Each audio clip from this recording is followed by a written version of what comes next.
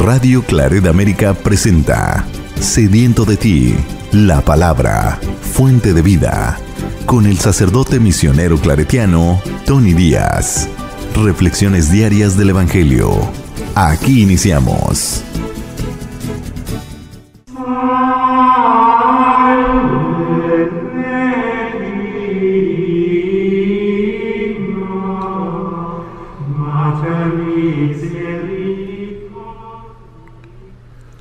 Bienvenidos hermanos a nuestras reflexiones del Evangelio del día. Hoy es miércoles de la 24ª semana del tiempo ordinario. Miércoles de la 24ª semana del tiempo ordinario. El Evangelio de hoy viene de Lucas capítulo 7 versículos 31 al 35. En aquel tiempo Jesús dijo: ¿Con quién compararé a los hombres de esta generación? ¿A quién se parecen? Se parecen a esos niños que se sientan a jugar en la plaza y se gritan los unos a los otros. Tocamos la flauta y no han bailado. Cantamos canciones tristes y no han llorado. Porque vino Juan el Bautista, que ni comía pan ni bebía vino, y ustedes dijeron: «Este está endemoniado». Y viene el Hijo del Hombre, que come y bebe, y dicen: «Este hombre es un glotón y un bebedor, amigo de publicanos y pecadores». Pero solo aquellos que tienen la sabiduría de Dios son quienes lo reconocen. Palabra del Señor. Muy bien, demos comienzo a nuestra reflexión de este Evangelio.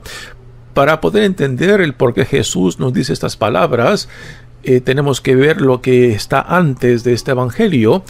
Juan el Bautista ha enviado a algunos de sus discípulos a preguntarle a Jesús si Jesús es el prometido, el que tenía que venir, o si se habían de esperar a otros, ¿no? Y Jesús recibe a los discípulos de Juan y no les contesta inmediatamente, sino que sigue atendiendo a la gente que viene a él, particularmente a aquellos necesitados de sanación. Y después de que lleva a cabo estas sanaciones, entonces después Jesús les dice a los discípulos de Juan: vayan a informar a Juan de lo que han visto y oído. Así que Jesús quiere que los discípulos de Juan vean personalmente lo que él está haciendo y lo que él está predicando, y después les dice: vayan a informar a Juan de lo que han visto y oído. Los ciegos recobran la vista, los cojos caminan, los leprosos quedan limpios, los sordos oyen, los muertos resucitan, los pobres reciben la buena noticia, y dichoso el que no tropieza por mi causa.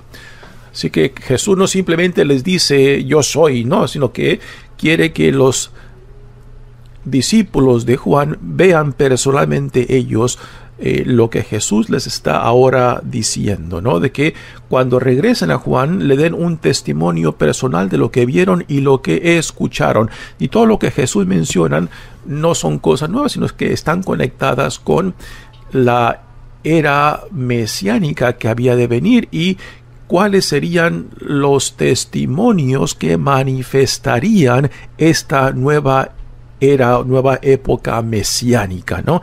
Y era la sanación, la expulsión de demonios, la resurrección, de que los pobres, aquellos que para el mundo no contaban para nada, para Dios eran cosa preciosa, ¿no? Entonces en Jesucristo se está manifestando todo esto de lo que Dios está llevando a cabo en él y por medio de él, la inauguración del reinado de Dios ya entre ellos, y que por tanto tenían que poner atención, ¿no? Ahora es interesante de que aunque Juan todavía tiene sus discípulos, todavía hay este paralelo de Juan y Jesús, ¿no? Pero no es hasta después de que Jesús muera de que ya termina ese paralelismo. Y la pregunta es, bueno, ¿y qué pasó con esos discípulos de Juan el Bautista? Aún hoy en día, aunque Juan todavía tiene sus discípulos, todavía hay este paralelo de Juan y Jesús, ¿no? Pero no es hasta después de que Jesús muera de que ya termina ese paralelismo. Y la pregunta es, bueno, ¿y qué fue? ¿Qué pasó con esos discípulos de Juan el Bautista? Aún hoy en día, existe un grupo religioso conectado con Juan el Bautista, un grupo que son unas comunidades de Irak, ¿no? Yo aquí en California me he topado por lo menos con uno que es hijo de una familia de los Medianos, que es un grupo religioso que trazan su historia a Juan el Bautista y que aún se ven como discípulos creyentes de Juan el Bautista, como uno de los profetas principales, de que no dieron el salto después a Jesús, ¿no? Así que es curioso que aún hoy en día exista un grupo religioso conectado con Juan el Bautista, ¿no? Bueno, así que aquí este es el contexto de lo que viene ahora en el evangelio que acaban de escuchar. Jesús les empieza a hablar a la gente en torno a él y a sus discípulos acerca de Juan el Bautista, de que Juan era el que venía para preparar el camino, el precursor, y que ahora Jesús lo supera, pero no se pone en contraste o en diferencia a Juan el Bautista. Jesús se entiende a sí mismo como alguien quien Juan viene a anunciar y a preparar el camino, y que ahora aquí ya Jesús, el Hijo de Dios, el enviado por Dios, ya está presente. Y Jesús reconoce a Juan como el precursor, como el Elías. Era la profecía, era la expectativa de que antes de que llegara el Mesías, Elías regresaría para preparar el camino. Recordamos que el profeta Elías no muere, es llevado al cielo en una carreta en fuego, y que así como subió al cielo, fue llevado al cielo, de que así regresaría antes de que el Mesías llegara para preparar su venida. Y es así como Jesús entiende a Juan el Bautista, como el espíritu de Elías que ha venido para preparar su llegada. Y ahora esto ya es realidad, ¿no?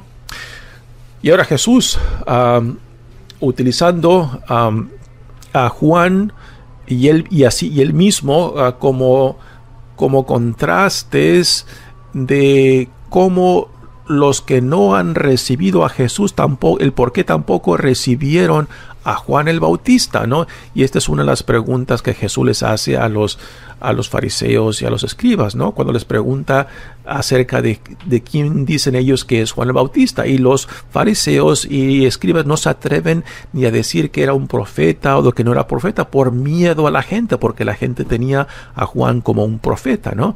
Y ahí Jesús los descubre, los desenmascara para ver su hipocresía y por su falta de seriedad y convicción, de que no se atreven a profesar lo que piensan ni de Juan ni de él por miedo a las multitudes, ¿no? Jesús no tiene este problema, ¿no? Él dice claramente quién es Juan y quién es él, ¿no? Y aquí en el evangelio de hoy entonces tenemos esta crítica de Jesús particularmente a los fariseos y a los escribas, que rechazaron a Juan porque lo veían como un loco, por la forma en que se vestía, la forma en que comía, y después a Jesús lo ven como un glotón, un comelón que se la pasa comiendo en cenas, y en particularmente sí, en el evangelio de Lucas a Jesús lo tenemos en muchas ocasiones de cenas, comiendo y bebiendo, ¿no? Pero también rodeado de los pecadores, y es otra cosa que los críticos de Jesús le echan en cara, de que se rodea de publicanos, los recaudadores de impuestos y otros pecadores, ¿no? Y Jesús ya también esto se los deja bien claro, de que él ha venido para llamar a los que están extraviados, a los que están perdidos, no para los justos, y son precisamente los fariseos y los escribas que se autojustifican, que se sienten superiores de otros, ¿no?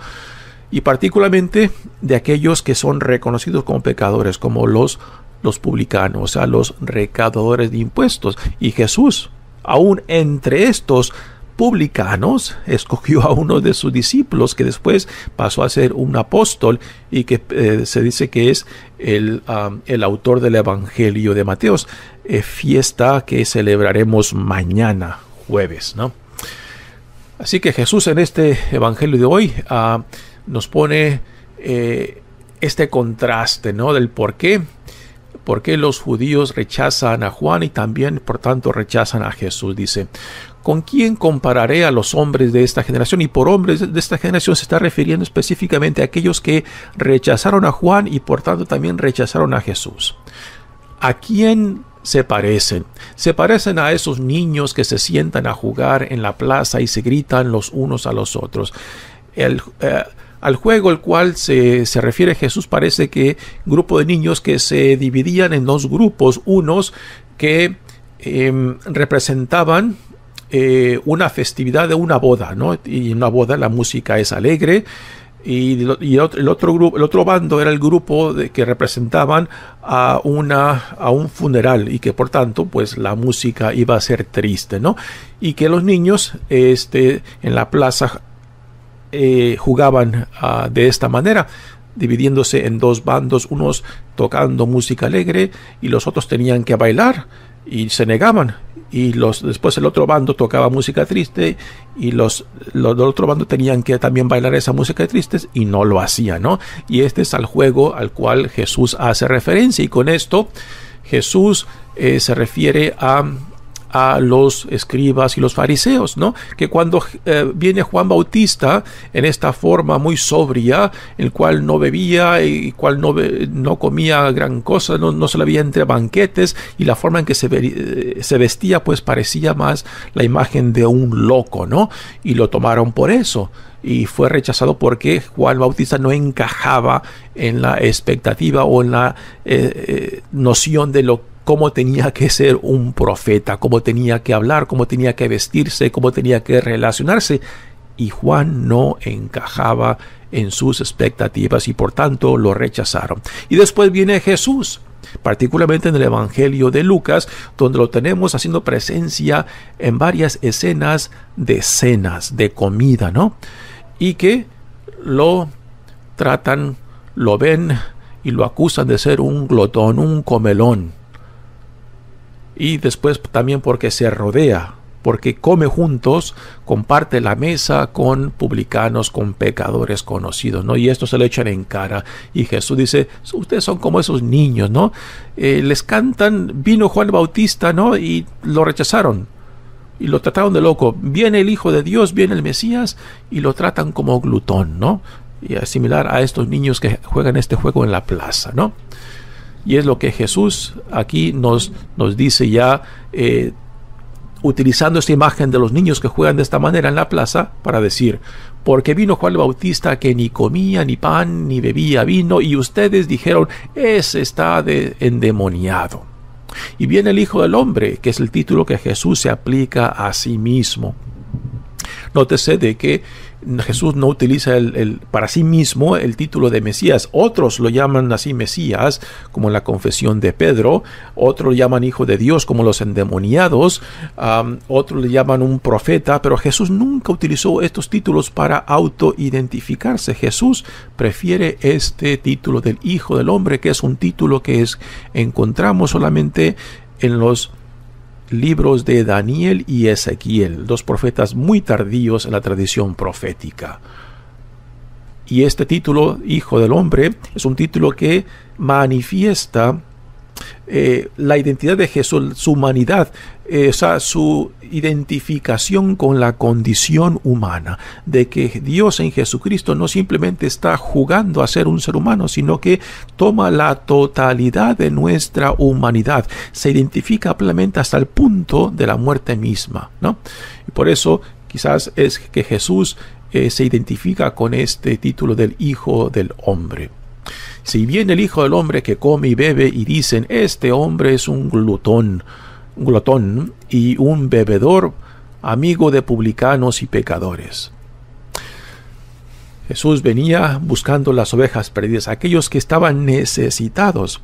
La gran tristeza es de que tanto los fariseos como los escribas se veían que no tenían necesidad de Dios. O sea, no tenían necesidad de salvación ni de sanación, ni de ser rescatados, porque se veían autojustificados por sus prácticas religiosas. Y aquí está el problema que Jesús tiene con ellos, ¿no?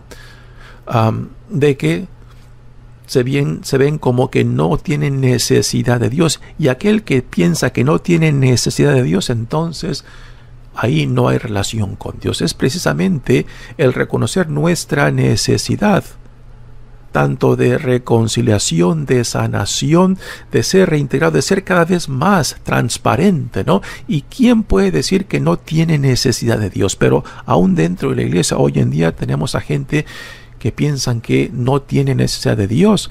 Pecadores otros, necesitados de Dios otros, yo no, porque justificándonos con nuestras prácticas religiosas pensamos que ya no tenemos necesidad de Dios, y son precisamente estos, con la actitud de los de los fariseos y de los escribas, los que representan aún hoy en día en la iglesia a ellos, con esa actitud de que no tienen necesidad de Dios, no tienen necesidad de ser salvados o sanados, ¿no? Porque piensan de que con sus prácticas religiosas ya están justificados. Mi nombre es Padre Tony Díaz, misionero claretiano. Que Dios los bendiga. Radio Claret América presentó Sediento de ti, la palabra.